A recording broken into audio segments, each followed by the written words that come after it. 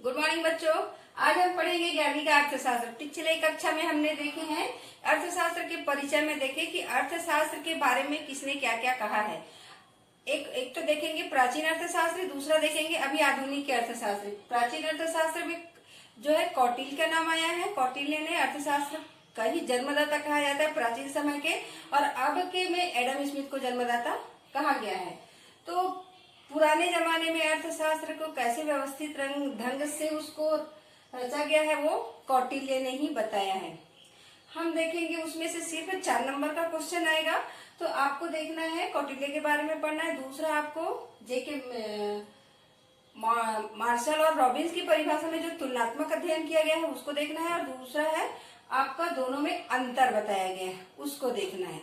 ठीक है, फिर आज हम देखते हैं दूसरा पाठ है। एक ही पहला इकाई का ही दूसरा पाठ है, अर्थशास्त्र में सांख्यिकी का अर्थ, क्षेत्र और महत्व। तो हम आज सांख्यिकी के बारे में पढ़ेंगे। अर्थशास्त्र में सांख्यिकी का कैसे इस्तेमाल होता है, सांख्यिकी किसे कहा जाता है, इसके बारे में हम पढ़ेंगे। तो सांख्यिकी जो होता है उसमें अर्थ है, सांख्यिकी का अर्थ, सांख्यिकी से अभिप्राय संख्यात्मक तथ्य या उनसे संबंधित परिणात्मक तथ्य एवं निष्कर्ष है। इसका अभिप्राय आंकड़ों के औसत या समूह से है जिनकी किसी अन्वेषण जैसे भारत में जनसंख्या वृद्धि या किसी घटना जैसे किसी वस्तु की मांग तथा कीमत में विपरीत संबंध से होता है। हम जैसे बहुत सारे जो कुछ हमको लिखना है या किसी घटना के बारे में है, जैसे हम देखेंगे कि आने वाले पिछले 10 सालों में हमारे देश में वर्षा का प्रतिशत कितना था, या हमारे देश में पिछले 10 वर्षों तक हम वहाँ कृषि का औसत कितना था, धान का उत्पादन कितना हुआ था 10 वर्षों में, बढ़ा है कि कम हुआ है, गेहूं का उत्पादन कितना हुआ है, बढ़ा है कि कम हुआ है, उन सारी डिटेल जानना ये सांख्यिकी में दर्शाता है। बहुत सारे संख्याओं को दर्शाता है। जैसे जनसंख्या 10 वर्षों की जनसंख्या हम निकालते हैं, जनसंख्या अध्ययन करते हैं तो पूरे 10 साल का डिटेल निकालते हैं। 10 साल के बाद तो पूरे जो हमारे देश में जितनी भी जनसंख्या है, कितने स्त्री, कितने पुरुष, कितने शिक्षित, कितने अशिक्षित, और कितने बच्चे हैं, कितने बूढ़े हैं, कितने काम करते हैं, कौन गरीबी रेखा में रहते हैं, कौन अमीरी में है, सब चीजों का डिटेल किसके द्वारा होता है, सांख्यिकी के द्वारा होता है। तो सांख्यिकी को 2 रूपों में व्यक्त किया गया है, बहुवचन और एकवचन। बहुवचन में हम देखेंगे बहुवचन के रूप में सांख्यिकी का अर्थ है। बहुवचन में सांख्यिकी का अर्थ में देखते हैं, बहुवचन के रूप में सांख्यिकी का अर्थ संख्यात्मक सूचना एवं तथ्यों के संबंध में मात्रात्मक सूचना से लिया जाता है। बहुवचन में सांख्यिकी का अर्थ आंकड़ों से होता है। आंकड़े किसी तथ्य से संबंधित होने चाहिए, जैसे जनसंख्या संबंधी आंकड़े, रोजगार संबंधी आंकड़े, सार्वजनिक व्यय के आंकड़े इत्यादि। परंतु यहाँ उल्लेखनीय है कि एक संख्यात्मक तथ्य जैसे राम के प्रति माह 100 रुपए जेब खर्च मिलता है, ये सांख्यिकी नहीं कहा जाएगा।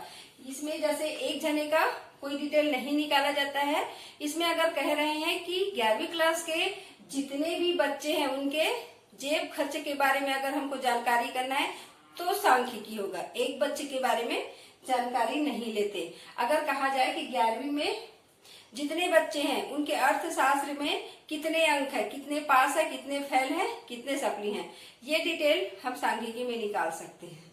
ठीक है, वो बहुवचन कहलाएगा। अब देखते हैं सांख्यिकी के बहुवचन संख्या के रूप में उनकी विशेषता। उनकी विशेषता में देखेंगे सांख्यिकी तथ्य समूहों में है। तथ्य समूहों का है, सांख्यिकी तथ्य का समूह किसी एक तथ्य से संबंधित आंकड़ों को सांख्यिकी नहीं कहा जाता। उदाहरण के लिए किसी व्यक्ति विशेष भार अथवा आय की सांख्यिकी नहीं कहा जाता। इसका कारण यह है कि उनकी तुलना नहीं की जा सकती। एक व्यक्ति का है तो इसमें तुलनात्मक अध्ययन होता है, तो एक व्यक्ति के साथ तुलना नहीं होता। बहुत सारे व्यक्ति हैं तो बहुत सारे व्यक्ति का जैसे हम निकालेंगे, पूरे 11वीं के व्यक्ति हैं, स्टूडेंट है, तो सबका अगर हम हाइट देखेंगे तो तुलनात्मक होगा, क्योंकि सबका हाइट एक समान नहीं रहता। कोई छोटा, कोई बड़ा, कोई लंबा, अलग अलग आकार में होता है, तो ये तुलनात्मक होता है। राम श्याम से लंबा है। ठीक है, अब देखते हैं संख्याओं में व्यक्त। दूसरा, सांख्यिकी को संख्या के रूप में व्यक्त किया जाता है। गुणात्मक तथ्य जैसे छोटा या बड़ा, गरीब या अमीर आदि की संख्या नहीं सांख्यिकी नहीं कहा जाता। उदाहरण के लिए यदि हम यह कहें कि इरफान पठान लंबा है तथा सचिन छोटा है तो ये कथन सांख्यिकी नहीं कहलाएगी। परंतु यदि यह कहा जाता है कि इरफान पठान की लंबाई 6 फुट 2 इंच और तथा सचिन की लंबाई 5 फुट 3 इंच है तो ये कथन सांख्यिकी कहलाएगी। दोनों का तुलनात्मक अध्ययन हो रहा है। तीसरा दिया है अनेक कारणों द्वारा प्रभावित। समंक अनेक कारणों द्वारा प्रभावित होता है, न कि किसी एक विशेष कारण द्वारा। उदाहरण के लिए कृषि उत्पादन संबंधी समंकों को भूमि की उत्पादकता, जलवायु, सिंचाई सुविधाएं, बीज एवं उर्वरक आदि का प्रभाव पड़ता है। इसी प्रकार देश की जनसंख्या संबंधी समंक उस देश की जन्म एवं मृत्यु दर, परिवार नियोजन की प्रगति, जलवायु, शिक्षा के स्तर आदि कारणों से भी प्रभावित होती है। अनेक कारणों से ये प्रभावित होता है। हम देखेंगे कि हमारे देश की जलवायु के स्तर पर यहाँ की कृषि होता है और वैसे ही जुड़ा होता है यहाँ के जनसंख्या पर। चौथा देखते हैं उचित मात्रा में शुद्धता। समंकों के संकलन में शुद्धता की यथोचित मात्रा का होना परम आवश्यक है। यह शुद्धता अनुसंधान के उद्देश्य, उनकी प्रकृति, आकार व उपलब्ध साधनों की निर्भर करती है। उदाहरण के लिए मनुष्य की ऊंचाई सेंटीमीटर में नापी जा सकती है, अर्थात सेंटीमीटर यथार्थता होनी चाहिए, परंतु दो शहरों के बीच की दूरी नापने के लिए हम किलोमीटर में ही नाप ज्ञात करेंगे। तो इसमें हम देखेंगे मात्रा उचित लेना जरूरी होता है, तभी उसमें शुद्धता आएगी। व्यवस्थित रूप में संकलित। समंकों आंकड़ों को की शुद्धता यथोचित स्तर लाने के लिए उन्हें सुव्यवस्थित ढंग से एकत्रित किया जाना चाहिए। अव्यवस्थित रूप से एकत्रित किए हुए आंकड़े भ्रमपूर्ण हो सकते हैं। तो पहले हमको उसको व्यवस्थित जमाना है, उसके बाद उसका जो सांख्यिकी निकालना है तो वो उसमें शुद्धता आएगी। छठवां दिया है पूर्व निश्चित उद्देश्य। आंकड़े किसी पूर्व निश्चित उद्देश्य के लिए ही एकत्रित किए जाते हैं। बिना किसी उद्देश्य के एकत्रित किए हुए सूचनाएं केवल संख्या ही कहलाएगी, उन्हें सांख्यिकी नहीं कहा जाता। यदि किसी गांव के किसानों के संबंध में आंकड़े एकत्रित किए जा रहे हैं तो इसका पूर्व निश्चित उद्देश्य होना चाहिए कि उन्हें क्यों एकत्रित किया जा रहा है। किसी बात के लिए हमको जानकारी इकट्ठा करना है तो उसके लिए उद्देश्य होनी जरूरी है। बिना उद्देश्य के किया हुआ काम निरर्थक कहलाएगा, उसे सांख्यिकी नहीं कहेंगे। सातवां दिया है समंक परस्पर संबंधित होना चाहिए। समंकों में एक विशेषता यह भी होती है कि एक दूसरे की तुलनीय होते हैं। समंकों को तुलनात्मक बनाने के लिए उसका सजातीय एक समान होना आवश्यक है, अन्यथा तुलना करना संभव नहीं होगा। उदाहरण के लिए देखिए, यदि 5 बच्चों की लंबाई के आंकड़े हैं तो ये समंक कहलाएगा, लेकिन एक ही लंबाई दूसरे की वजन, तीसरे की आयु है, ये निरर्थक होंगे।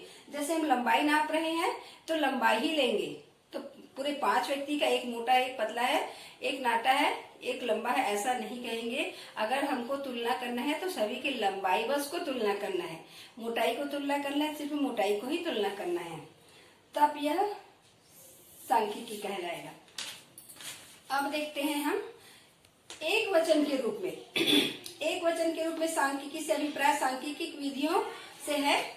आंकड़े के समंकन और संकलित आंकड़ों से निष्कर्ष निकालने हेतु अनेक सांख्यिकी विधियां प्रयोग में लाई जाती है, जैसे आंकड़ों का संकलन, आंकड़ों का प्रस्तुतिकरण, आंकड़ों का विश्लेषण तथा आंकड़ों का निर्वचन। अतः एक वचन में सांख्यिकी का अर्थ सांख्यिकी विधियों को ही लिया जाता है। पहले पढ़े बहुवचन के रूप में, तो बहुवचन भी सांख्यिकी का ही रूप है। अब दूसरा पढ़े एक वचन। एक वचन में हम इसकी विधि लेंगे। पहले में सांख्यिकी लिए हैं, दूसरे में हम विधि लेंगे। विधि में हमें संकलन, व्यवस्थीकरण और प्रस्तुतिकरण, विश्लेषण, निर्वचन को लिया जाता है। तो आगे की क्लास में हम बताएंगे उनके विशेषता या कैसे व्यवस्थित किया जाता है एक वचन को।